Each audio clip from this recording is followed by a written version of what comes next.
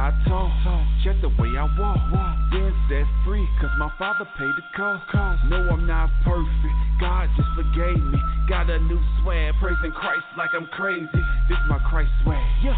My Christ swag, yeah. This my Christ swag, okay. My Christ swag, yeah. This my Christ swag, yeah. My Christ swag, yeah. This my Christ swag.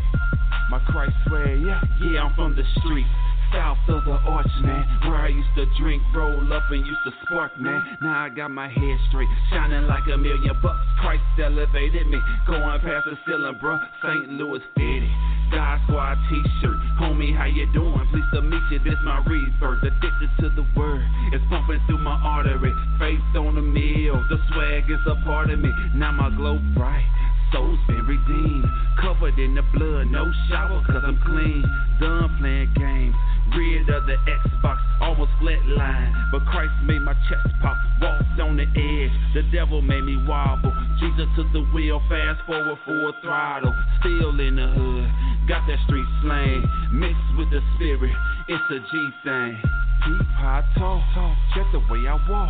Been set free, cause my father paid the cost. No, I'm not perfect, God just forgave me. Got a new swag, praising Christ like I'm crazy. This my Christ swag, yeah. My Christ swag, yeah. This my Christ swag, okay. Yeah. My Christ swag, yeah. God Squad, bruh. Swag, yeah. My Christ swag, yeah. This my Christ swag, Cardiac. My Christ swag, yeah. Look. My whole style come from Christ, yeah. So own it, no sir, you can't put a price. Like white on rice, I got his blood on me.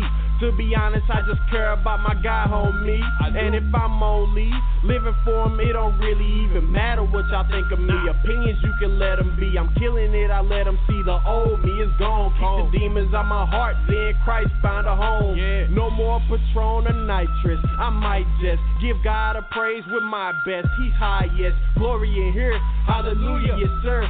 Put my trust in the Lord, I ain't having no fear. No, I don't have a care, besides pleasing my Father. Tell any hater you see, man, don't even bother, cause Jesus is my medicine. I ain't never hurting, catching waves of his glory, man, I'm Christ swag surfing. Yeah. I talk, check the way I walk. Been set free, cause my father paid the cost. No, I'm not perfect, God just forgave me. Got a new swag, praising Christ like I'm crazy. This my Christ swag, yeah. My Christ swag, yeah. This my Christ swag, okay. My Christ swag, yeah. This my Christ swag, yeah. My Christ swag, yeah. This my Christ swag. God Squad. My Christ swag, yeah. Okay, I get it from my father. Head to toe swinging on that word, that's the motto. Used to be a up or down flipper like the Lotto. Roll with big drinking ST, old squad though. Now I'm aiming at the world with that blessed scope. Hard repetition, stay flexing, holy rollers know. When you see that light shine, this ain't baby dough. He ain't got a VVS on him, what a freak show. No, but I'm close with my father though. I ain't Leroy, but the boy got a lot of glow. Took a whole lot of laying out to kill his ego. Missing my whole purpose like Shaq with them free throws. If you rap in vain, can't edify the people. Swag on 100, gaining speed, adios flow. And I'm top flow, reaching for his glory. You think I got some swag? Christ the one that poured it on me. I talk, check the way I walk. Been set free, cause my father paid the cost. No, I'm not perfect, God just forgave me. Got a new swag, praising Christ like I'm crazy. This my Christ swag, yeah. My Christ swag, yeah. This my Christ swag, okay. My Christ swag, yeah. This my Christ swag, yeah. My Christ swag, yeah. This my Christ swag. My Christ swag, yeah.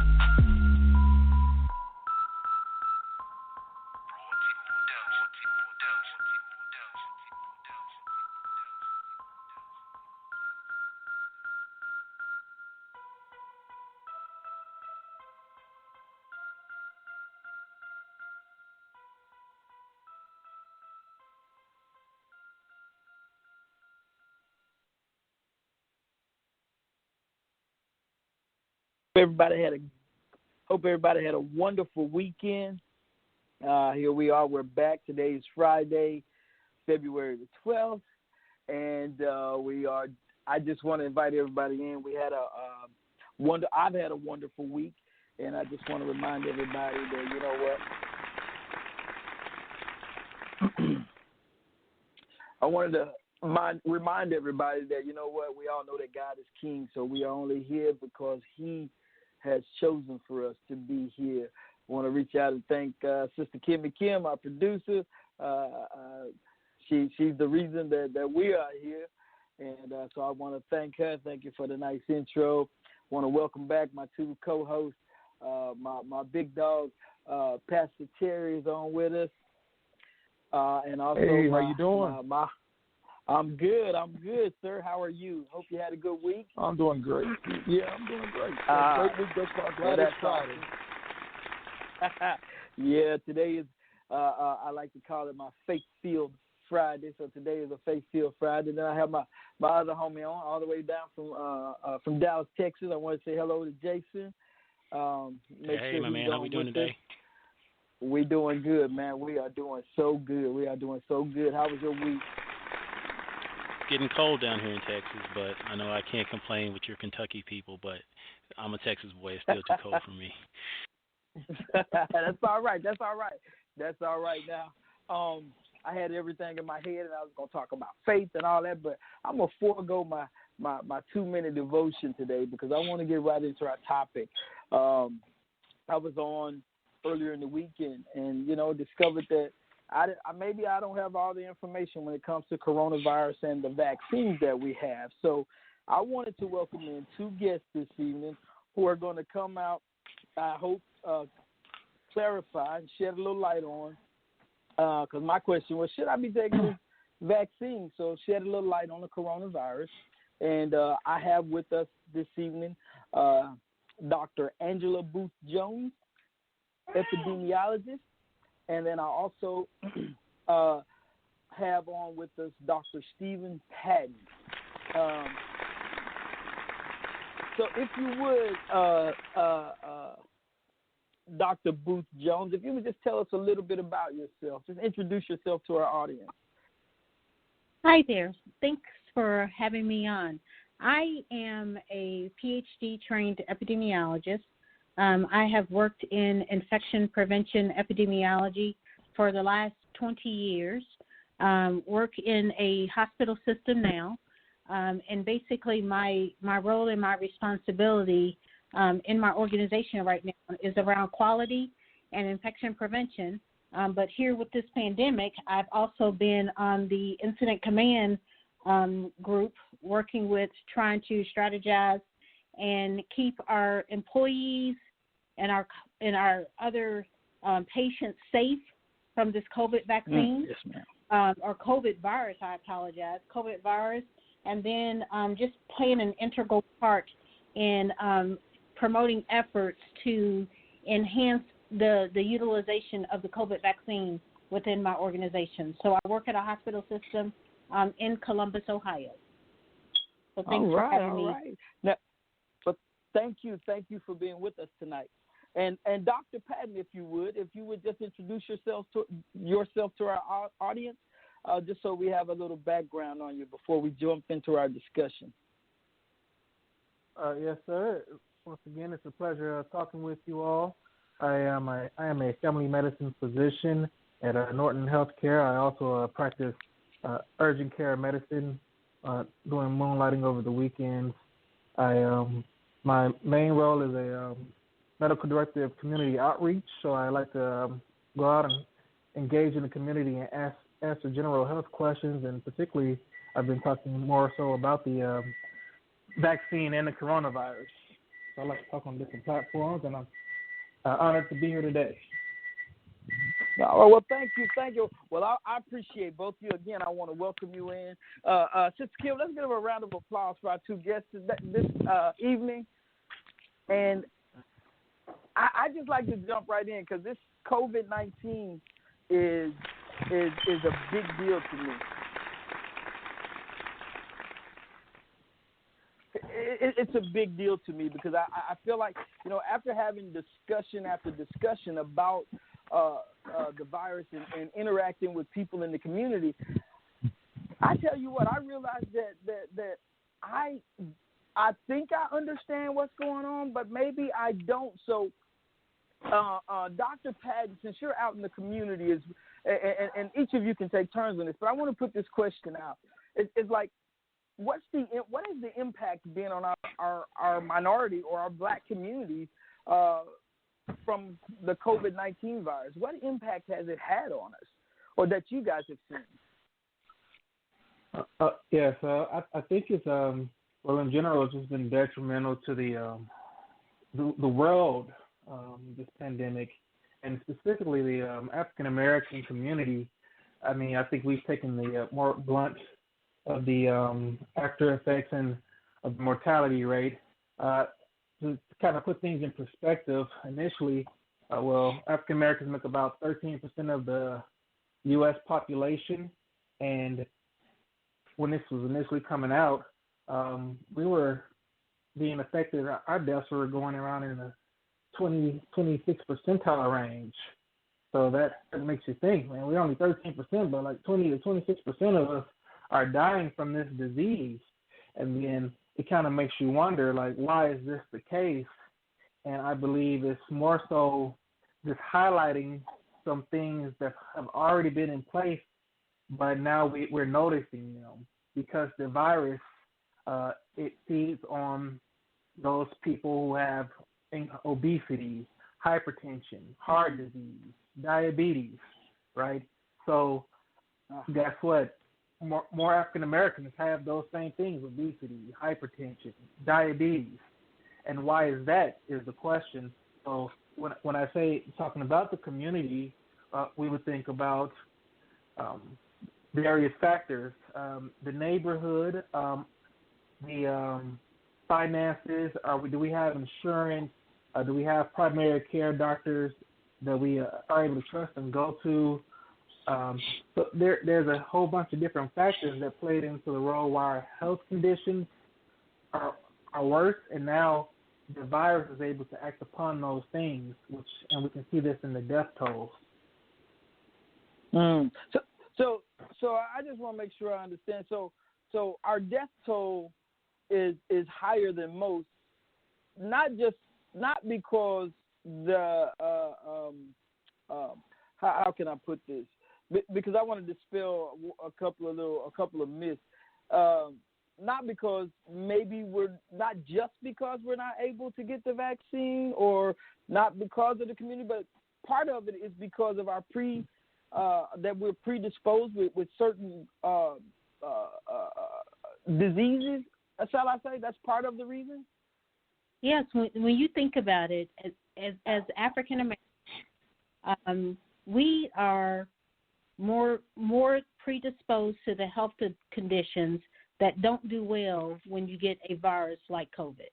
And so when you think about Blacks, and when you think about having heart disease and having high blood pressure and having diabetes, even if those things go unrecognized, because we might not get to the doctor to have those things addressed, now we have a virus hitting our bodies.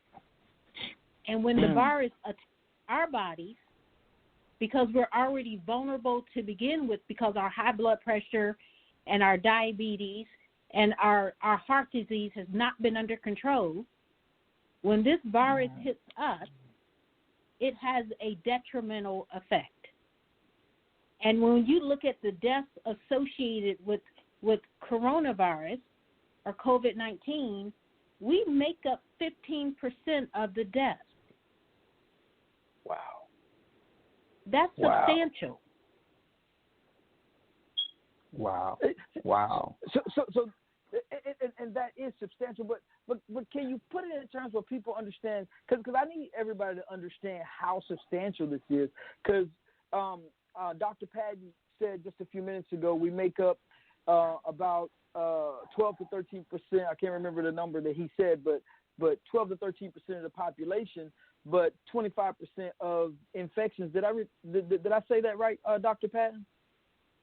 13%. So yeah, I'm going to go with Dr. Booth with their number as well. So 13%. It was initially around 20 to 25% of the mortality. Now recently it has gone down to about 15%. But yeah, that's still more than 13%, right? 15% of mortality versus 13% of the people. Wow. See, I mean, for those of you when you hear a percentage like 13 or 15, I want you to just put up 100 lines, and then I want you to circle that 13. That's us. I want you to circle that 15. That's us. And that other 87 to 85 are still up there, a larger part of the population versus our small little piece of the population, and how this disease, how this illness really truly affects us. This is a serious thing. I think a lot of us have been taking it just a little bit too lightly, and I myself are one of those people, because I can tell you I've been on the fence. Like I've been hesitant to take this vaccine. I'm like, I don't even want to sign up for it right now. I had an accident. Now I have these pre-existing conditions. Dr. Booth, if you would, because I remember talking to you and you kind of broke some things down to me. But I'm hesitant to take this vaccine. If I come into your office with that attitude, what would you say to me? I would first ask you, and I would have a conversation with you about the why, because I think it's important to understand the why and why the hesitancy exists for us. We naturally have a distrust for medicine.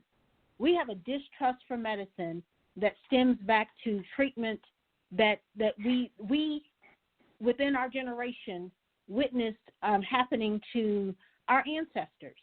And the one event that comes to mind for all of us is the Tuskegee syphilis trials. Mm-hmm. And when we think about sort of what happened to those men who were left to basically suffer from syphilis, to the point and the extent of having serious neurological conditions and blindness, when we think about those things, we naturally have a mistrust, because we know the government was responsible for that incident. And now we have this vaccine, and so we have a natural hesitancy. There are other sort of events that have happened in history that also speak to the mistrust. So first I would want to understand for you, why are you choosing not to take this vaccine? I would also, ask you to consider sort of the risk of being in a hospital, and sort of asking you to sort of weigh the options of taking a vaccine versus spending anywhere from three weeks to as long as 6 weeks in a hospital with a virus that your body can't fight off. So the reality is you are far better off taking this vaccine and understanding sort of the benefit that it provides you with taking this vaccine versus not taking the vaccine. So there's two words that I would use to sort of describe just in context about sort of how this vaccine is and how this vaccine originated. The first word that I would use is the word effective. This vaccine is an mRNA vaccine that basically is very effective in preventing you from ending up with severe coronavirus disease or death. It is extremely effective. This vaccine is also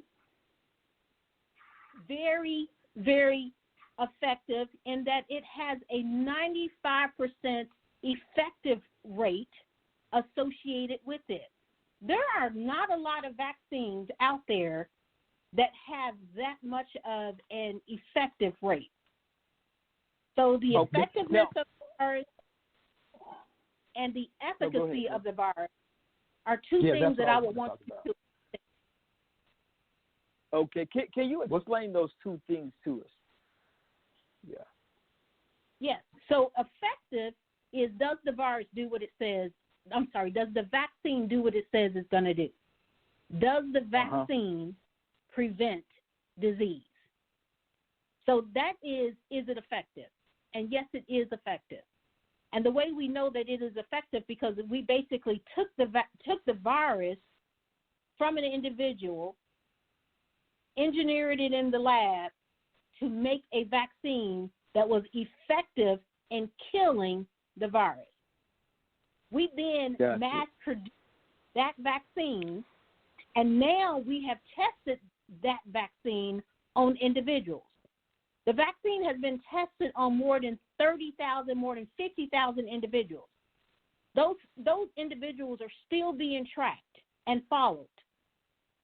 Okay. Within that population of individuals, only 5% of them have developed COVID and ended up severely sick.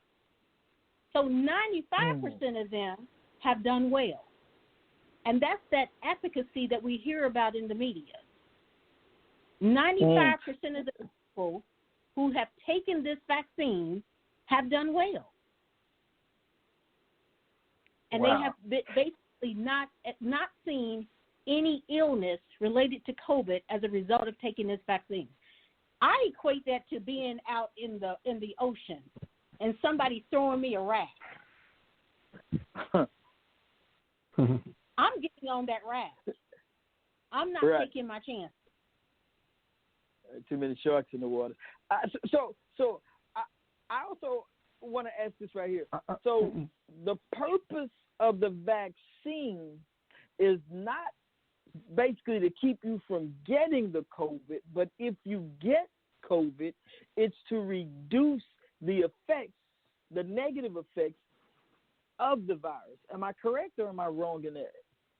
It is to reduce the likelihood that you're going to get severe COVID and end up in a hospital or end up in the ICU, or far from that, end up dead.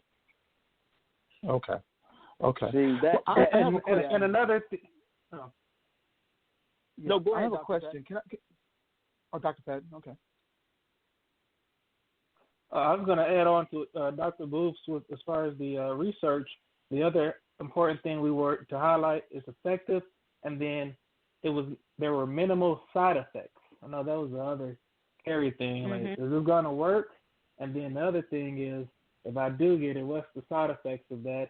And then pretty much it were symptoms similar to like a flu, or you say muscle aches, body aches, headaches, a mild fever that would last for maybe several days and then alleviate.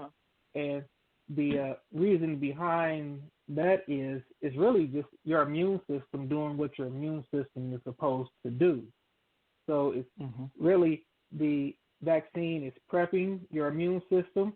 So you might feel, I'm not feeling too well. That's what your body does. Normally, any type of virus or bacteria that comes into your body is normally the one that's making the fever or making you feel kind of bad and down because it's getting ready to fight off something. So the immune system is activating your virus. Not virus, activating the immune system is getting activated from the vaccine. So then when you get your second one, because they're both two-part vaccines, you get your second one, you may have even more of a side effect. And that's just saying, hey, the vaccine is doing what it's supposed to do. Okay. So we shouldn't be alarmed by those things. No, don't be alarmed at all. That is your body's reaction to it, and you're basically building up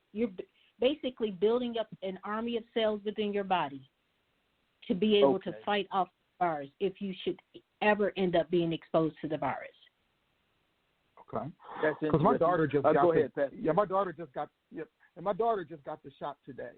So she was feeling, after she got the shot, she was okay, but then she got home and she's starting to feel kind of like, okay, so I know I got a shot of something. And so she got the Moderna vaccine today. But I have a question, Dr. Booth, Dr. Jones, if I can, is that you had mentioned before there's something about the developer, one of the people that helped discover the vaccine. Could you tell us a little bit about her? She is a very proud, I'm sure, African-American woman. Her name is Dr. Kizmika Corbett. She works at the National Institutes for Allergy and Infectious Diseases. She is right there at the front lines creating this vaccine for us. And if that doesn't speak volumes, I don't know what else does. Because how remarkable is that this young played an integral role in basically creating this vaccine. and she's an African American female, and she's a trailblazer. That's awesome. So that is awesome. I everybody to look up Kizzmekia Corbett, Dr. Kizzmekia Corbett. Her first name is spelled Kizzmekia Corbett. I think that's remarkable. And even before doing that, I knew that I would still take the vaccine, but there's a certain amount of pride that came recognizing that it was her that helped play an integral role in creating this vaccine. That just gave me an added amount of pride. Yes, I think that's amazing. Mm-hmm. It is. It's something to be proud of, and I'm glad you brought that Black History fact out during Black History Month. So hey, I couldn't be more proud myself. My first Black History trivia quiz. I want y'all to write this down at the end of the month. I'm gonna have to test. But anyway, going back. So going back on the subject matter though. That does give me a bit more pride and want to say, okay, well maybe the vaccine itself isn't so bad. And I tell you, I have heard of people basically like we're supposed to be on this waiting list. Like I was out there, believe it or not, today looking. How am I going to be able to sign up for this vaccine? How long is it going to take, right? But something came up to me, and that's it. And you guys, you've heard this on TV. I've heard it on TV, okay? This herd immunity.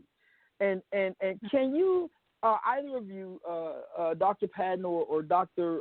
Booth Jones, explain to us this whole concept they have, and they talk to us about herd immunity and why is it so beneficial or why is it not beneficial? Because from what I've seen on TV, and if you go back until back to December of last year up until January, they talked about herd immunity like it was this horrible thing, but then they also talked about so many people having to die for herd immunity to occur naturally. Can you guys, can either of you or both of you expound on that, why that's important or why it isn't? Can you tell us a little bit more about that? Yes. So herd immunity is, and I'll start, Dr. Patton, if you don't mind. Herd immunity, we have indirect protection from infections. And the way we get that indirect protection is we have enough people in the community that have the antibodies to fight off an infection. So for us, there's natural immunity because some people have gotten COVID and they have basically survived. So those individuals have natural immunity to COVID. There's another group of individuals who have been vaccinated. So they naturally also have immunity to COVID.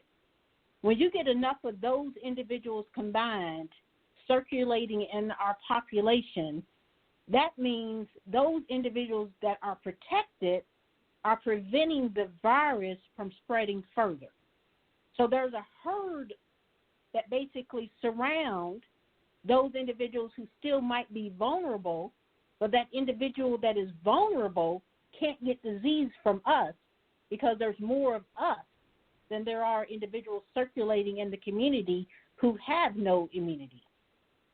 So we become the herd, 70 to 80% of us having either natural immunity or combined with vaccine immunity that are preventing the virus from further spread. And so why is that so important for us? Just because it lessens the chances of us actually getting the disease, am I correct? It basically halts the spread of the disease.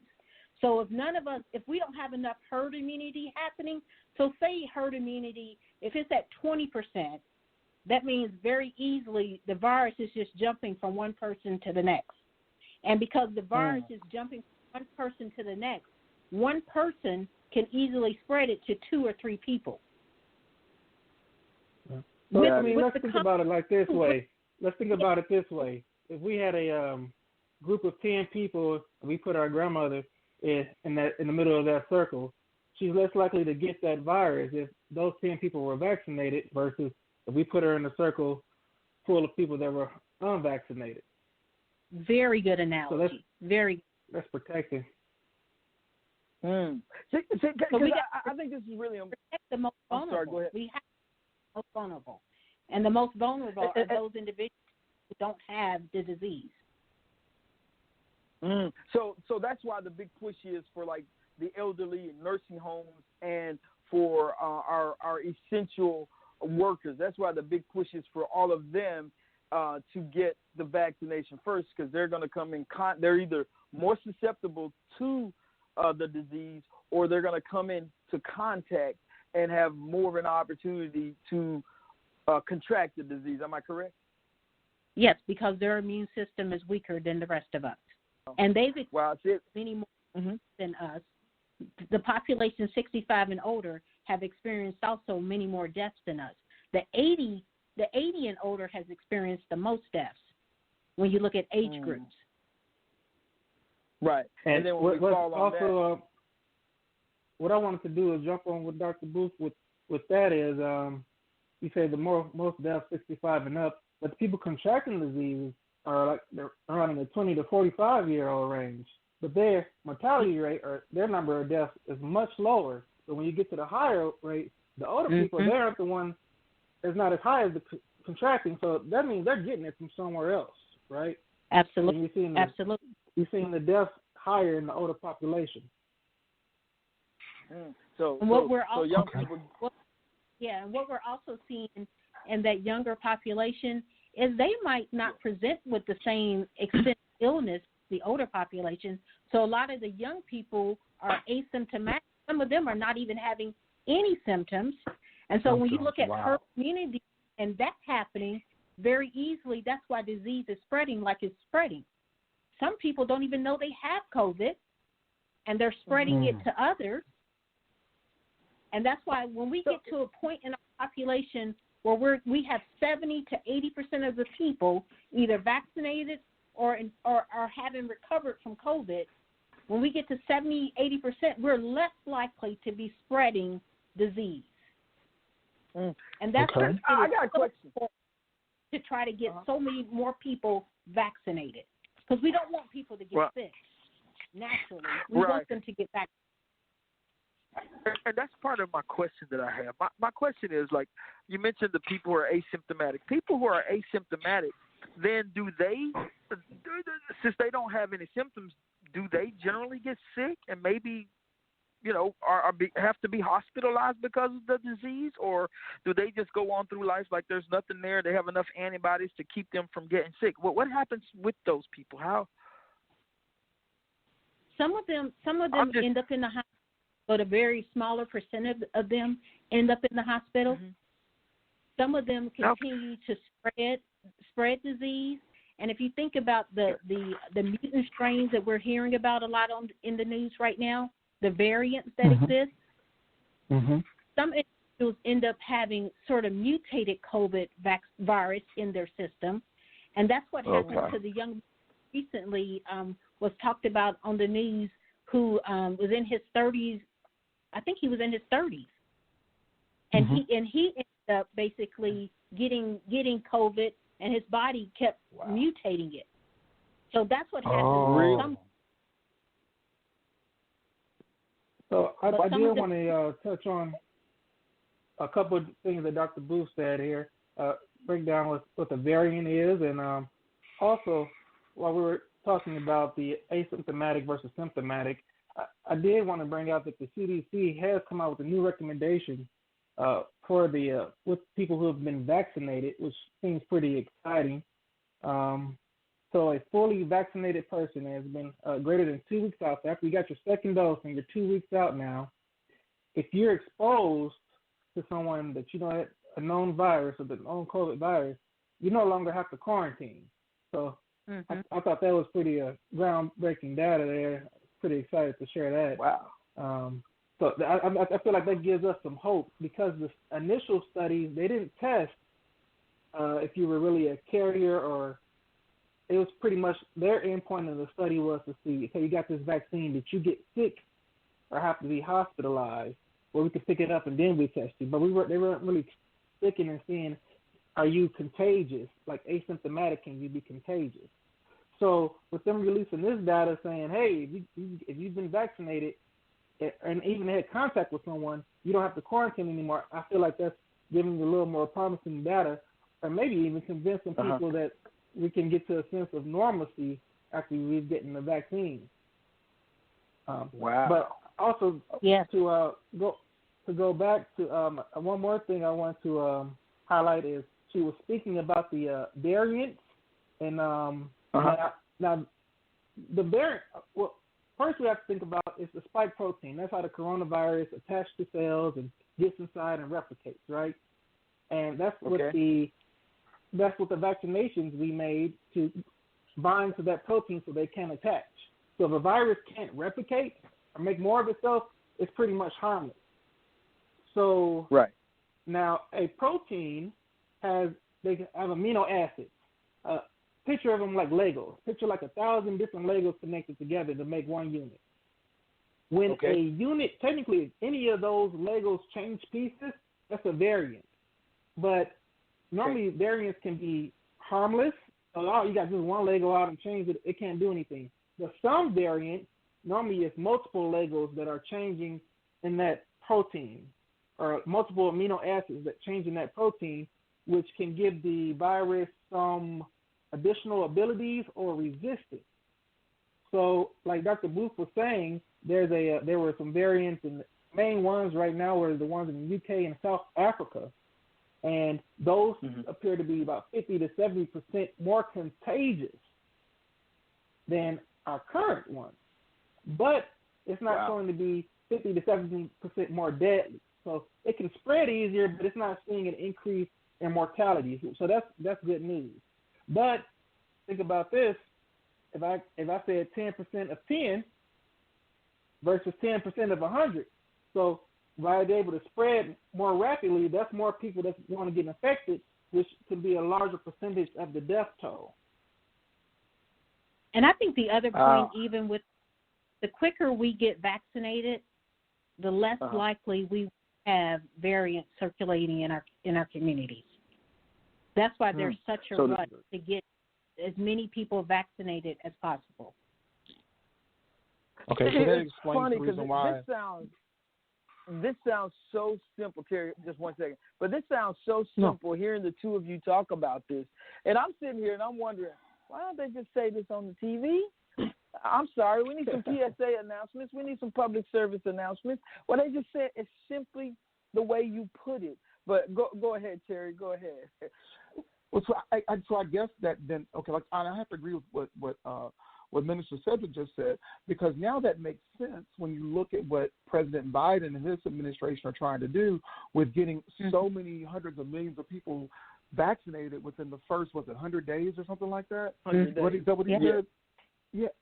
So it makes sense now why, based upon what Dr. Booth Jones just said. Because the quicker we do that, the quicker we move on that and do it, the least likelihood of further variants and all that stuff going on and more people dying. So it makes sense. And I guess that's the part. That's some of the criticism that I think most of us have had throughout 2020. And the virus was just allowed to sort of propagate within our communities because there wasn't the important things about encouraging social distancing and wearing a mask. And there was almost like just the virus were having a fun time, just spreading. They just having a party. Going to. Yes. If we had acted on this sooner, we probably wouldn't have nearly the devastation that we have seen as far as the number of deaths that we have seen in our communities. That would have been lessened a whole lot if things And that brings me to my next question. I want to ask again. I was online today and I was looking. Tell us, the people. Let us know how can we how can we sign up to get vaccinated? What's out there? How can we find out if the vaccination is available? What can we do, or what should we be doing? Yeah. Your first resource is your local health department. Every state has a website with details on how their population can get the vaccine. Okay. And if you go to your state's website for your states, like for Ohio, it's the Ohio Department of Health. For Kentucky, it's the Kentucky Department of Health. Kentucky. Go to your Department of Health within your state, and they have it delineated out as far as the age groups that they're looking at right now, because everybody's sort of following this 1A, 1B category and deciding who gets vaccinated, the order, and which groups are getting vaccinated. Now we've moved on to the 65 and older and the teaching population. So everybody just needs to go to their state and sort of follow what it says on that website. The other part that I would encourage you to do is don't give up. They put vaccine appointments out there, and when those slots fill up, they basically, first off, they will only allow the number of slots for vaccines that they have available. As states get in more and more vaccine, then they also open up additional slots. So you might check early in the morning and find those slots. Come back randomly throughout the day and check again, and you'll find slots that will open up. You have to be relentless about getting an appointment. Okay, that's excellent, because we definitely want to make sure everybody, whomever's within the sound of our voice, they know where to go to find out about getting the vaccine, because I think it's super important. And also, Dr. Patton, I know you work out in the community. Any suggestions as what we can do as our community leaders, different pastors, different groups, what we could actually be doing to help us overcome our fears and to motivate us to get out, get the vaccine, so that we could all continue to lead happy, healthier lives? I mean, what you have any suggestions?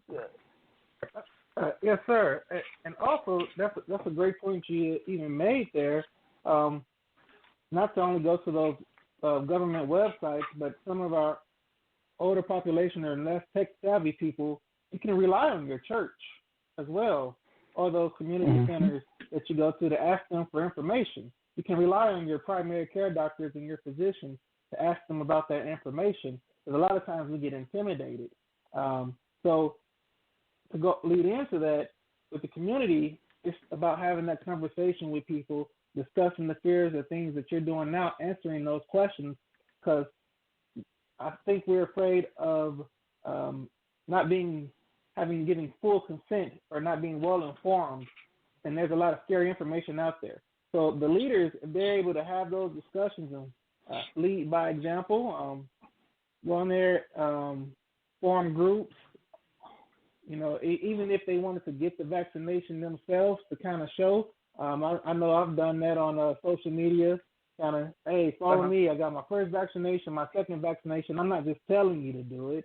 I'm going to go by my word and show you all. Because a lot of people are just scared and like, well, I might get it. I'm on the borderline, but I'll see what it does to you first, right?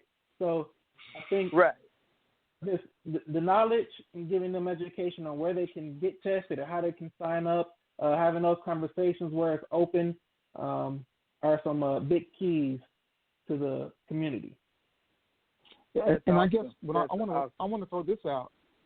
I think that's all looks great. I mean, because I was thinking about even like with my mom, she has access to a computer, but she doesn't know how to surf it like we do, And so I had to set up her appointment, and she couldn't get in until February the 26th.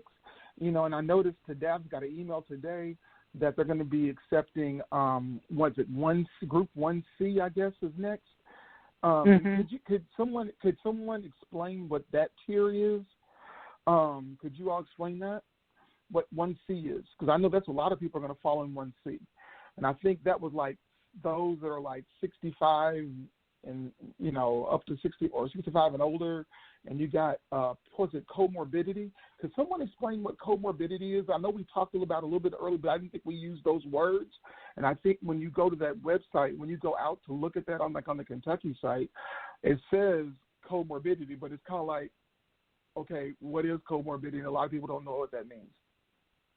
Yeah, a comorbidity is the things that we've already talked about, like diabetes, heart disease, any kind of pre-existing health condition that would make you vulnerable to an illness like COVID. So diabetes, heart disease, high blood pressure, kidney disease, all of those things would be considered comorbidities. Okay. Wow. Okay. Well, yeah, I didn't know that, so that's a bit of information that I needed. Now, with all the talk of the vaccines coming out, because it seems like tomorrow's going to be a brighter day, right? So, what do we really have? Do we really have anything to fear, or what do we have to fear? Only fear itself. Yeah, only fear itself. Because the reason I ask that is I'm always that guy that walk around saying, man, I ain't never scared, right? But you know what? I be lying to myself because I'm nervous about this whole vaccine. But the more I talk to the two of you, and again, I want to thank y'all for being on with us. I want to thank you for getting this public service announcement out. But the more I talk to you about it, the more I understand, honestly, the less fearful I am. Like I'm truly getting to a point where, you know what, I need to hurry up and do this rather than wait till later. Like, y'all know how I told you about me treating the flu vaccine. I ain't had the flu in years, and so I ain't even been bothered taking it, right? But this right here, see, I can't rely on nothing else because, nothing appears to work. If God hasn't given me a natural immunity to this thing, then I need to take this vaccine. And I need to take the vaccine, correct me if I'm wrong, but not just to protect me from you, right? I need to protect you from me, right? Because I could be spreading this virus, right? And so I want people to understand that. Let us stop being so selfish. We live in a world where nowadays it's I, my. We need to stop living like that. We need to really open up. And those of us who call ourselves Christians, we know that we're not living for ourselves anyway. Those of us who have loved ones, even if you're not a Christian, you got people you love. You may have a young child. You may have a grandmother or a grandfather. You want to protect them as well. So let's get this virus. Let's get this show on the road. Let's not get the virus, but get the vaccine. Let's get this show on the road right. Because the sooner we all get vaccinated, the better the population is going to be. Am I right? Am I making this too simple? Yes, you got it. You're absolutely. Brother Jason, man, you've been awful quiet. What you got to say? You got any questions? I know you down there in Texas, and I know y'all down there living it up. Oh, yeah. You got any questions, Jason? No, I mean, I think the explanation's been really good. Just as you hear all these different terms that been thrown around, and I think it is very important. My mom's a nurse, so I grew up with the medical terms, and some of the distrust I'm shocked to hear, but I understand as I talk to people. Doctor, when you talked about trying to understand why people have that mistrust, and I think, I never understood it before, but I had a friend when I asked about the vaccine, she's like, I'm kind of hesitant, and she explained to me some of her experiences, and I'm like, okay, that makes sense, but like I said, with my mom being a nurse, she's really good about explaining things, so I try my best to explain things to people, and I think conversations like this are great because a lot of times people have questions, they don't know what the answers are. So no questions, everything's been answered. Thank you, guys. Great. Oh, J-Dub, I got a quick question. I know it's kind of personal, but has your mom had the vaccine? Has she had her first shot? Or she got both of them. So actually, she just got her second. Yeah. Now I know this is kind of personal. You ain't got to go into no detail, but can you tell our audience what surgery your mom just underwent? And the reason is I want people to not be like me, is to not be afraid if you feel comfortable disclosing it. Yeah, no. She just got through. She survived breast cancer, and had a double mastectomy, and so with that, with the COVID virus coming around, she was able to get those treatments. And that is so important to me. I mean, that makes me understand that I've just been running around here for no reason, being afraid, because I bought into. And either of you, Dr. Patton or Dr. Jones, I got caught up in some of the stuff I was seeing on YouTube and what I was reading in the papers. I got caught up in that stuff, and it's kind of helped me. It actually helped me say, you know what, I'm gonna wait. Y'all know y'all don't treat us right anyway. It actually helped me to not want to get the vaccine, and I'm finding that may not be the best way to think about this after, again, listening to the two of you, after hearing what you have to say, and then also learning about Jason's mom. I feel like I should be taking the vaccine. And so I'm going to be signing up. So I just wanted to put that out there. Well, good. And just yes, sir. Individually, I think any of us are speaking lip service. We have both taken the vaccine. And if I had anything to do over again, I would still take the vaccine.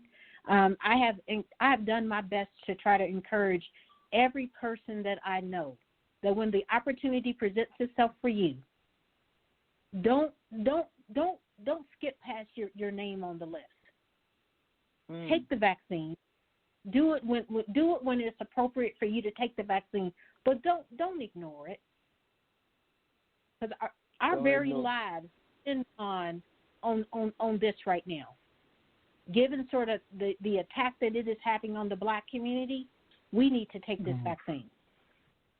So what was some of the?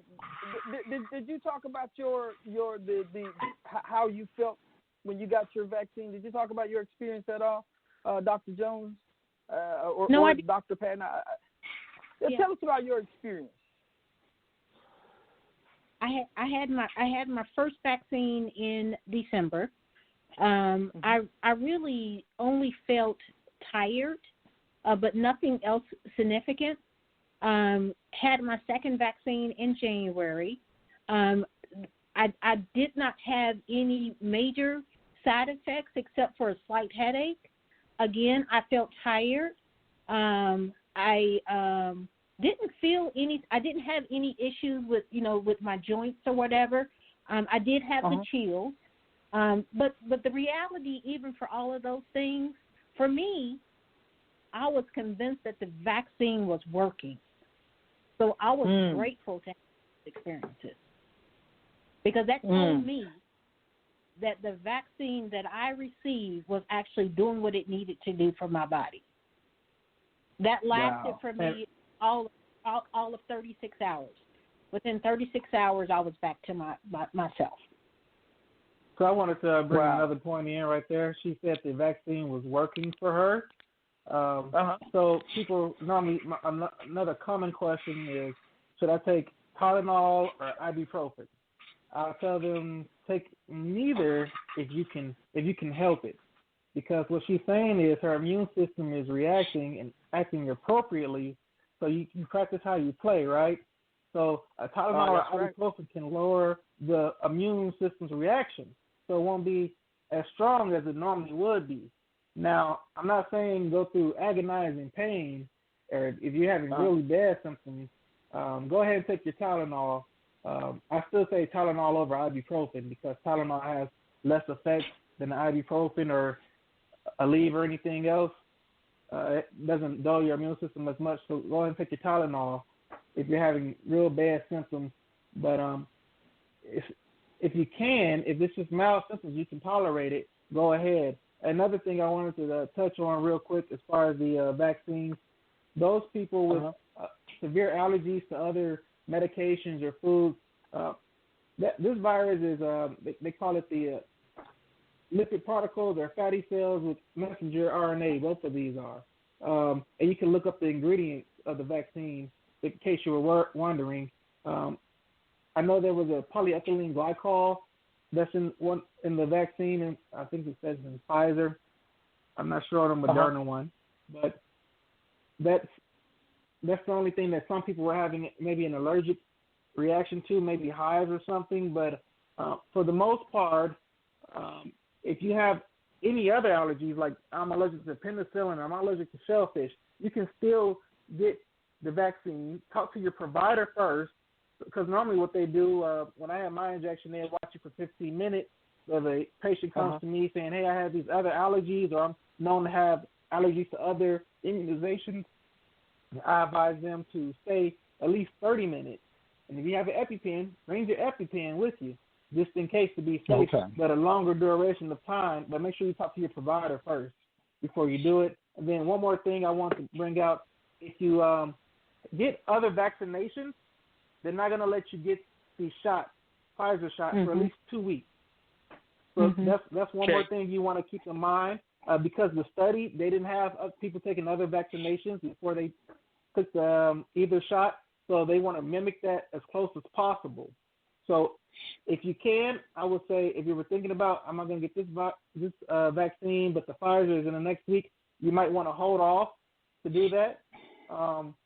And one more thing, as far as the vaccinations, if you've been with the COVID virus, they're recommending at least 90 days before you get the vaccine. The reason they're recommending the 90 days is because, like Dr. Booth was talking about with natural immunity, they said you have a strong natural immunity for at least 90 days. That means you're protected for at least 90 days before you get the COVID-19 vaccination. Now, another scenario was, well, I got the first COVID vaccination, and then I got sick afterwards. So remember that the virus can take up to about 14 days. So most of the time, if someone gets sick after the vaccination, they were probably already carrying it. So I want to just dispel that myth. But the next thing I want to say is, if you got the first vaccination and you got sick, they're still going to say, remember that 90-day window before you get your next dose. Okay. And the only that I would add to our conversation is when you take your vaccine, you have the opportunity to log any kind of side effects that you have from the vaccine by registering yourself on the CDC's website. And the CDC has a website that's called vSafe. And the CDC will basically send you a communication at least once a week that basically allows you to report any symptoms that you're having. Individuals that are responding to that and reporting those symptoms are also being captured. The side effects from this vaccine have really proven to be very, very, very low. And so I think the fact that they allow me as an individual to voluntarily share my side effects, if I have any, and I'm not going through anybody else and having to trust anybody else to share those things with me, is also speaking to the transparency that exists with this vaccine. Yes. Again, I say I was afraid of this, but wow. So I actually pulled up the vSafe website as you were speaking. You need your smartphone, but you can get it done. That's awesome. Got a registration process, got a registration page. Yeah, man. See, these are things that they're not talking about. I guess unless you go get the vaccine, you don't know about this. Unless you actually get out here and look. And that's another important thing I want to also reach out with our community with. It is important for us to be informed. I mean, we're very happy to bring on the two professionals we have to speak to our communities, but we have to be diligent as well and get out and do our homework. We have to, we can't just sit back and allow things to just happen, and so we don't want to be one of the people that sits around and watches things happen. We want to make things happen, especially in our own lives. So I want to thank the Dr. Patton. I want to also thank Dr. Booth Jones for sharing this valuable information with us, because this is really, truly important for us. And so I want to thank you for being on. I do want to invite you to come back out on a later date.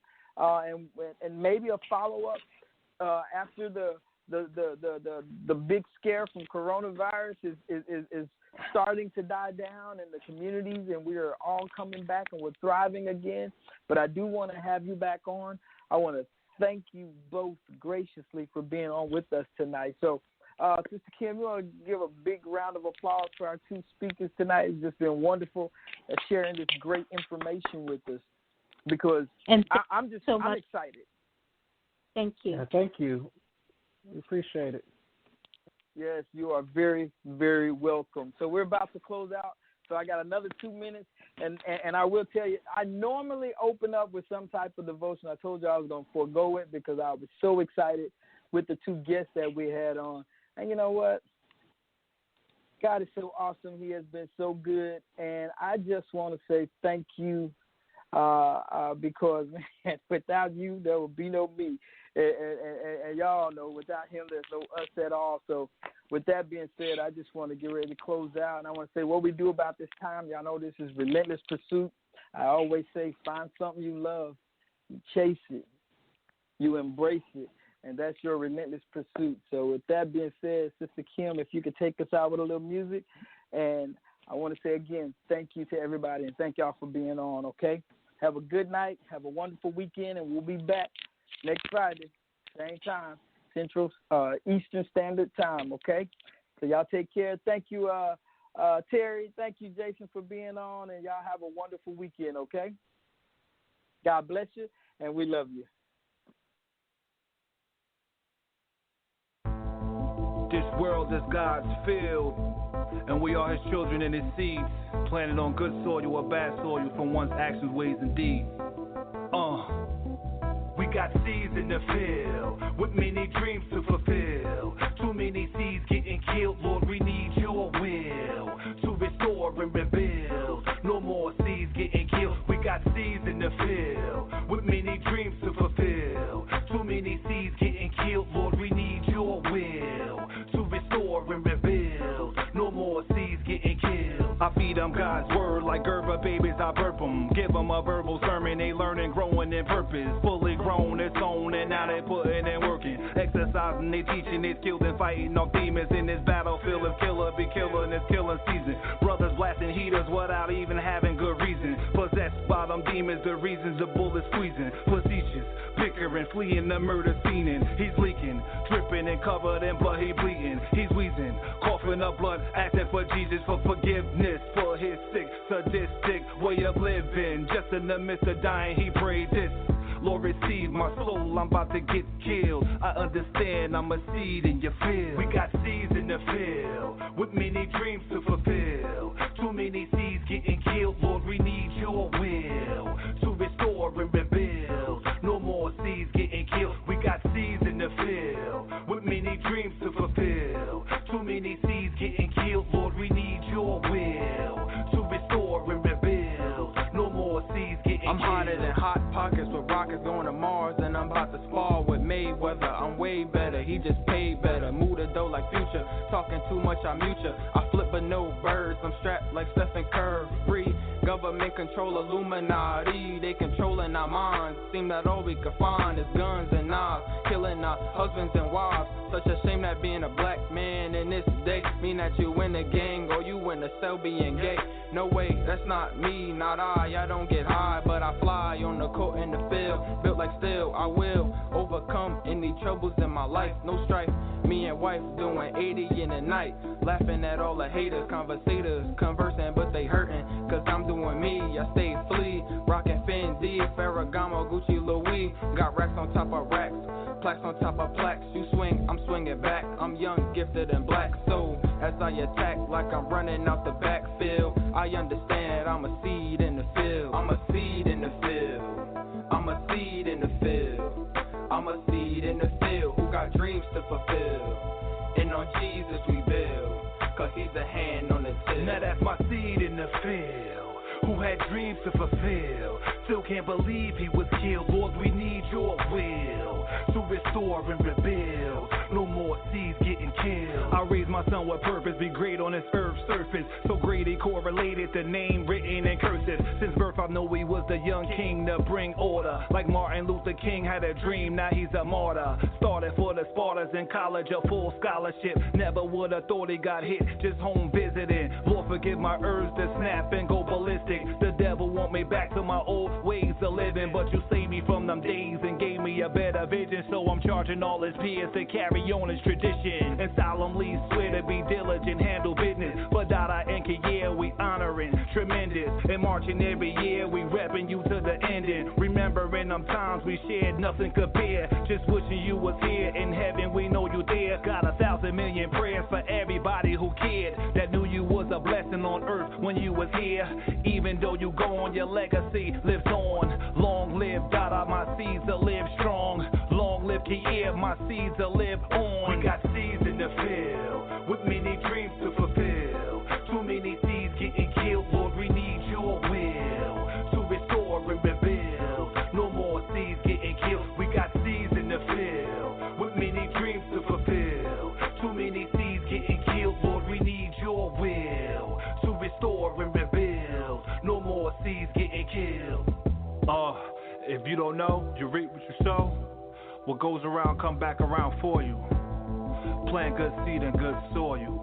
Be loyal, your kids is watching you. Look up to your pops who's there for you. Plant good seed in good soil. And remember Christ died for you.